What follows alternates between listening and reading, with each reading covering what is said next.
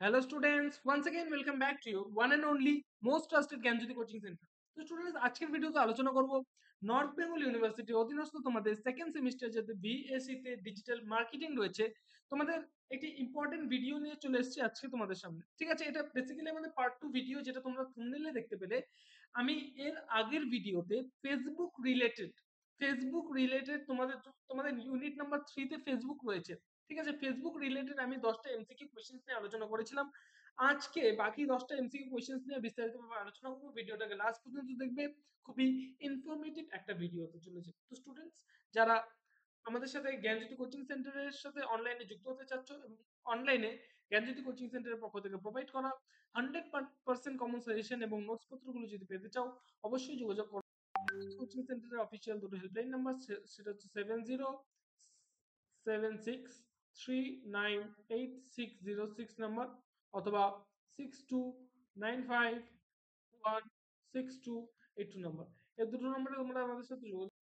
যেটা total course fee রয়েছে সেটা হচ্ছে শুধুমাত্র 999 রুপিস। তোমাদের পরীক্ষা কিন্তু চলে আসলো, খুব তাড়াতাড়ি কিন্তু তোমাদের পরীক্ষা শুরু হয়ে যাবে। ঠিক আছে, এই যে কোর্স ফি রয়েছে, এই কোর্স ফির বিনিময়ে তোমরা মেজর, এসএসসি, ভিএসসি সমস্ত সাবজেক্টসের টোটাল প্যাকেজটা হচ্ছে পেয়ে যাচ্ছ।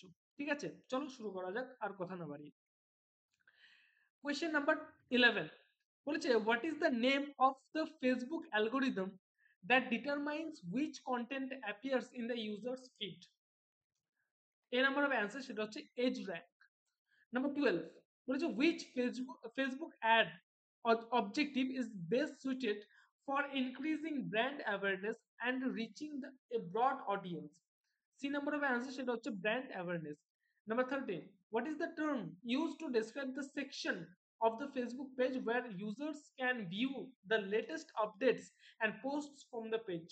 A number of answer সেটা হচ্ছে timeline. Number 14 বলেছে, which Facebook ad format allows businesses to promote an event and encourage users to RSVP directly through the B number of answer সেটা হচ্ছে event response ads. Number 15 বলেছে, what is the term used to describe the metric that measures the average number of times each person saw your Facebook ads? B number of answer সেটা হচ্ছে impressions. Number 16, which Facebook feature allows businesses to create and manage online communities centered around specific interests or topics? A number of answers সেটা হচ্ছে Facebook groups. Number 17, what is the term used to describe the action of a Facebook user interacting with a post, such as liking, commenting or sharing?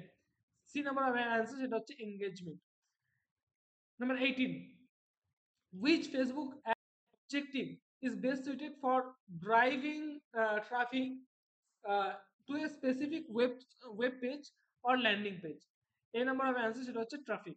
Number 19, what is the term used to describe the metric that measures the percentage of people who clicked on your Facebook ad after seeing it?